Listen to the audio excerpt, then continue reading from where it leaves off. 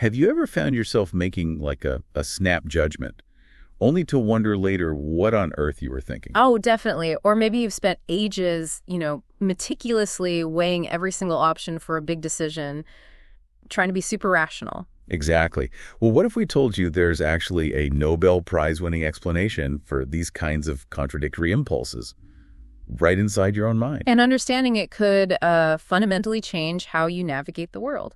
Welcome to The Deep Dive. Today we're taking a really deep dive into a book that many people consider a masterpiece, Thinking, Fast and Slow, by the brilliant Daniel Kahneman. Yeah, it's a big one. If you're looking for maybe a shortcut to being truly well-informed about human behavior or improving your decision-making, or understanding those hidden biases that trip up even, the most logical among us, then this book is, well, it's pretty essential, wouldn't you say? Absolutely. It's not just a book. It's a really profound exploration of the marvels and, crucially, the limitations of the human mind. Okay, before we unpack all these fascinating insights, if you're enjoying what you hear, please don't forget to hit that subscribe button and maybe like this video. Yeah, that helps us out. This podcast is known as The Deep Seek Diaries, and you can find us on the major social media platforms like YouTube, Instagram, Facebook. And linked in the description section are all the resources we're discussing today, including books, websites, and so on. Please also go through our terms and conditions when you get a chance. Right. Now sit back and enjoy the deep dive. So, Kahneman's brilliance, it really started with this simple yet kind of profound observation. It totally reshaped how we understand decision-making. The idea that we actually operate with two distinct mental systems. System 1 and System 2, that's what he calls them. Can you maybe break down what these two systems are? How do they operate?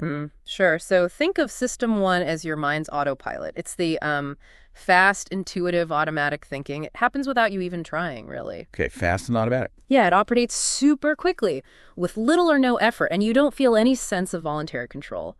It's what lets you, say, understand a simple sentence, or detect hostility in someone's voice, or react quickly to a sudden noise. So it's efficient. Incredibly efficient. But, and this is the key part, it can also be prone to errors. Big errors sometimes. Okay, so if System 1 is the fast, intuitive one, the autopilot. Yeah. What about System 2? Right. System 2 is the slow, rational, and deliberative part of your mind. This is the system that kicks in when you need to really focus. Like solving a math problem. Exactly. Or comparing two washing machines based on features, or deliberately thinking through a logical puzzle. It allocates attention to effortful mental activities. It requires conscious effort. It's the voice in your head that says, hang on, let me think about this. Precisely. That's System 2 trying to take over. Okay, so it sounds like System 1 is all about quick reactions, gut feelings, and System 2 is about that deep, effortful thinking. But what's really fascinating and kind of scary is how often System 1 can lead us astray, even in surprising ways. Kahneman highlights how it can make us blind to the obvious. What's a classic example of that? The famous gorilla study. It's a perfect illustration. You probably know it. Participants watch a video of people passing basketballs, and they have to count the passes. Right, I remember this. And during the video, someone in a full gorilla suit just walks right through the scene, thumps their chest, and walks off. And people miss it.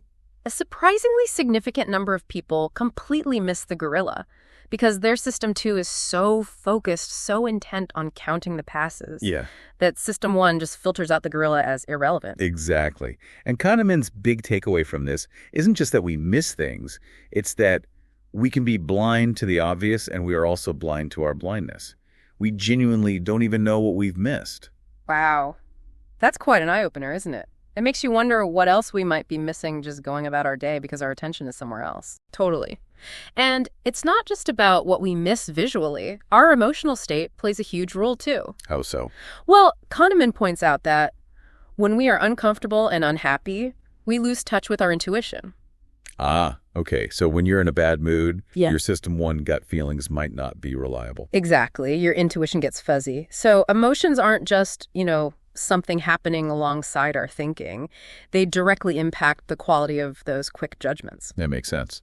And what about repetition? You mentioned System 1 can be swayed by that too. Oh, hugely. Yeah. He says, a reliable way to make people believe in falsehoods is frequent repetition because familiarity is not easily distinguished from truth. So System 1 just thinks, I've heard this before, it must be true. Basically, yeah. Familiarity feels comfortable, it feels right. It's a big reason why advertising and even sometimes propaganda works so well, that constant exposure. That is a powerful thought, especially today with information coming at us from everywhere. We might trust something just because we've seen it pop up a lot. And then there's this other weird thing, the ideomotor effect. How an idea can unconsciously influence an action. Can you give an example? Sure. It's pretty subtle but fascinating. Studies have shown that if you have people read words associated with old age, like Florida, wrinkle, bingo, stuff like that, Okay. they actually tend to walk a little bit slower down the hallway afterwards without even realizing it. No way, just from reading the word. Yeah. Or another one, holding a warm drink can make you perceive someone you just met as having a warmer personality. That's wild. It is pretty wild. It's System 1 making these super quick, unconscious associations between concepts and actions or perceptions. It's happening below the radar. Wow. Okay. That really highlights how much mental processing is just happening automatically beneath the surface. Yeah. But maybe one of the biggest concepts Kahneman introduces for System 1 is this acronym, WISIATI. Ah, yes. WISIATI. What you see is all there is. That sounds incredibly significant for decision making. It is huge.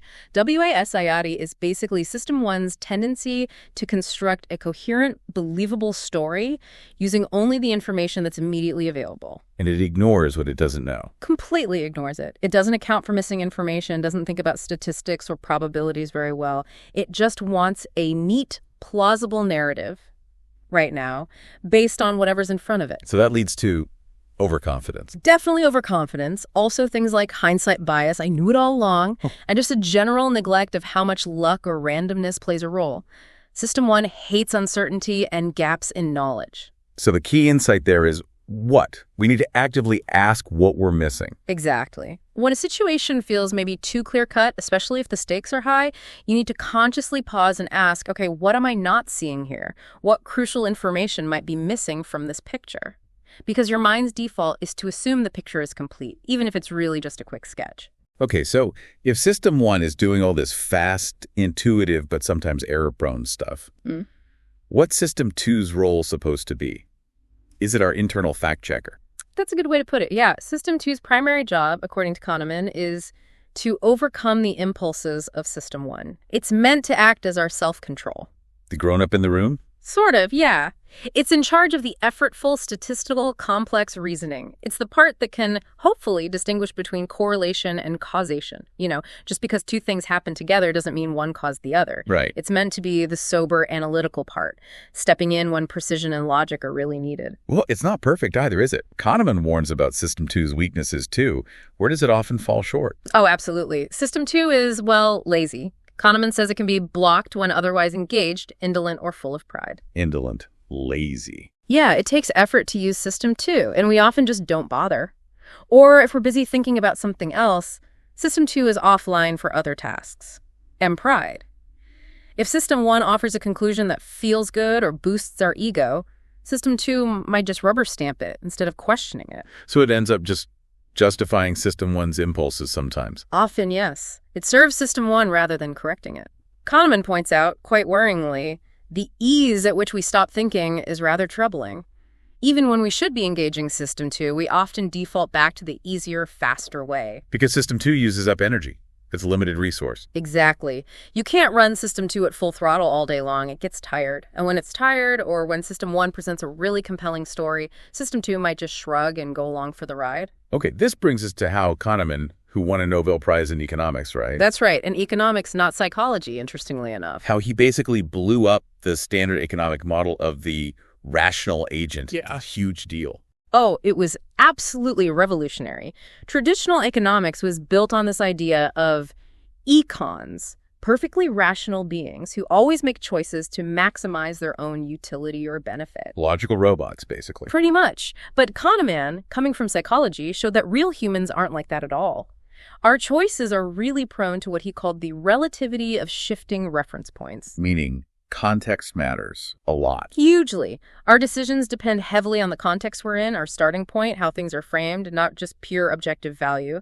And we're also swayed by inconsequential features, tiny details that logically shouldn't matter, but do.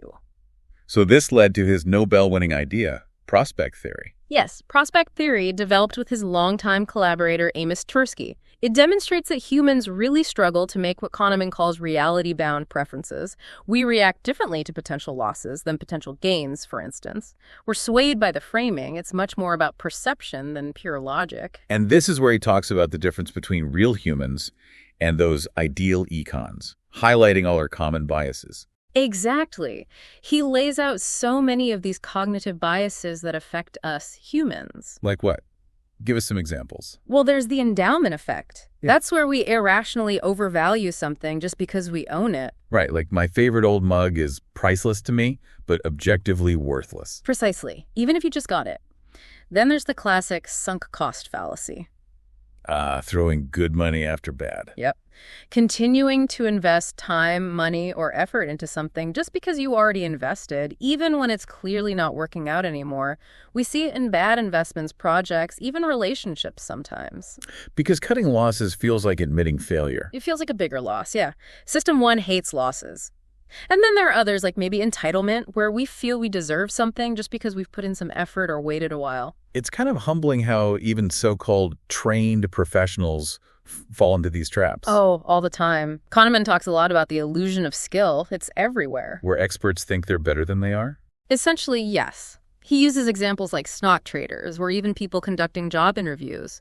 Their confidence in their own judgment often vastly outweighs their actual predictive accuracy, especially in the long run. So they attribute success to skill, not luck. Right. They fall victim to narrative fallacies, creating neat stories about why something succeeded, focusing on skill and overlooking the huge role of chance or circumstance. The data often shows their long-term performance isn't much better than random guessing. That's a tough pill to swallow for some industries, I bet. Definitely. Especially where bonuses and reputations are built on this perceived skill. But what about planning? Our tendency to think things will go smoother than they do. Yes, the dreaded planning fallacy. That's our systematic tendency to underestimate the time, costs, and risks involved in future actions. While overestimating the benefits. You got it. Think about almost any large construction project, or even just planning a party. Things almost always take longer and cost more than we initially think. Guilty as charged. My quick 15-minute tasks always turn into an hour. Right. Yeah. System 1 paints this rosy best-case scenario, focusing on how easily things will go. And System 2 often doesn't step in to say, hey, wait a minute, what about traffic? What if this supplier is late? What if it rains? Exactly. It fails to do a proper premortem, thinking about all the things that could go wrong. Okay, so the book isn't just pointing out all our flaws, thankfully. It actually offers practical techniques, right? Yeah. Ways we can try to improve our decision-making. Yes, absolutely. It's not just descriptive, it aims to be prescriptive too. So what's the first step Kahneman suggests for thinking, slower and smarter? The first and maybe most crucial step is simply to learn to recognize situations in which significant mistakes are likely. It's about developing awareness. Spotting the danger zones. Kind of, yeah. Spotting those contexts where System 1 is likely to take over inappropriately and lead you astray.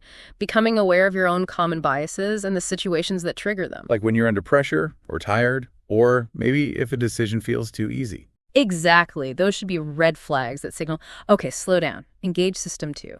And once we recognize those traps, how do we actually get System 2 involved? Well, when the stakes are high, Kahneman basically recommends forcing yourself to slow down. Making the time and putting in the analytical effort to avoid mistakes, especially when the situation is unfamiliar and there is no time to collect more information. So, consciously stop, gather more data if possible, consider alternatives. Explicitly ask yourself, what if I'm wrong about this? Actively challenge your initial intuition. It's about deliberately overriding that fast, automatic System 1 response. Okay, that makes sense. Slow down, analyze more. He also makes a strong case for data over gut feeling in many situations, right? Even suggesting simple algorithms can outperform experts. Yes, this is one of his more controversial but really powerful points. He argues that particularly in what he calls low-validity environments, situations where prediction is inherently difficult, like long-term stock market moves or predicting job success from an interview. Right, where there's lots of noise and randomness. Simple, equally weighted formulas or basic statistical algorithms often outperform the subjective hunches or personal impression and taste of human experts. So, like, a checklist might be better than an interviewer's gut feeling about a candidate. Often, yes. Yeah. He gives examples like predicting success for medical students. A simple formula based on a few objective criteria consistently beat predictions based on interviews. Why is that? Because the algorithms are consistent. They apply the same rules every time, and they aren't swayed by System 1 biases like first impressions, stereotypes, or how much they like the person. They just look at the relevant data points. So sometimes we really should trust the spreadsheet over the seasoned expert's intuition. That's counterintuitive for a lot of people. It really is. But the evidence he presents is compelling. And how about dealing with our own biases, like being too optimistic or too pessimistic? System 1 feeds those, right? Right. And Kahneman suggests that creating a risk policy can be a good remedy. A risk policy, what does that mean? It means setting predefined rules or guidelines for certain types of decisions before you're faced with them. So if you know you tend to be overly optimistic, your policy might force you to always identify 3 major risks and have contingency plans before proceeding. It stops System 1 just assuming everything will be fine. And for pessimists? For pessimists, a risk policy might set clear thresholds for taking calculated risks to prevent them from missing good opportunities just because System 1 is screaming about potential downsides. It forces a more objective framework onto the decision. I hope you are enjoying the topic so far. We're certainly taking a deep dive today. We really are. Please subscribe to the Deep Seek Diaries and like this video if you're finding this useful.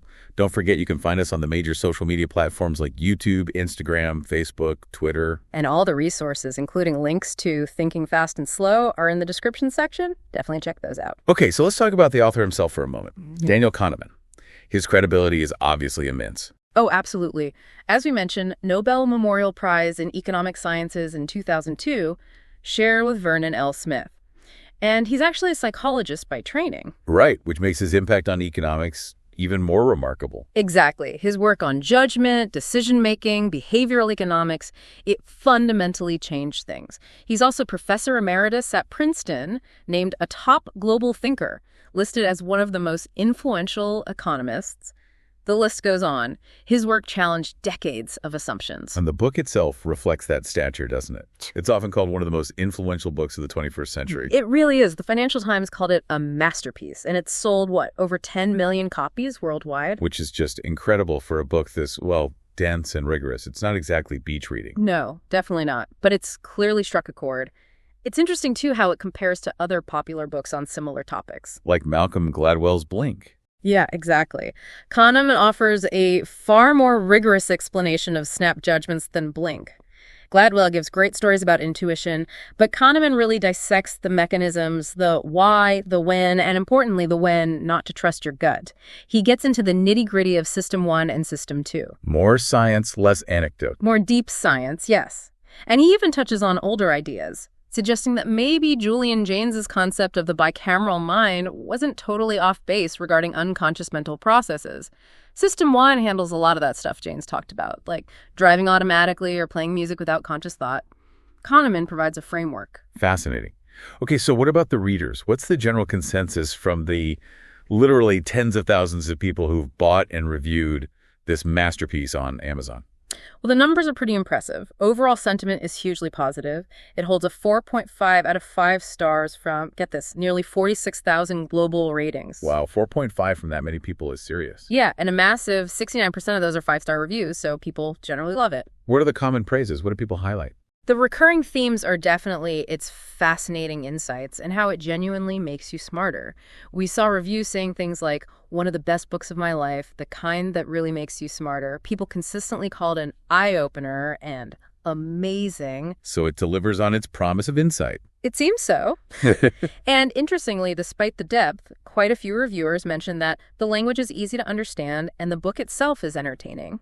Some even found it accessible, practical, and even funny in parts. Accessible and funny. For a book based on decades of cognitive psychology research, that's quite something. Kahneman does have a knack for clear explanation and relatable examples. Okay, but it can't be all perfect. What about the criticisms or maybe considerations potential readers should have? Right. There were a few recurring points, some practical ones. People noted the letter is too small in certain physical editions, which could be tough given the book's length. Yeah, 600 plus pages, right? Hey. Tiny print would be rough. Exactly. Another reviewer mentioned it's unfriendly to highlighting, which might annoy people who like to mark up dense books. And speaking of density, It's definitely described as a monster book. It's 624 pages, yeah. And an effortful read.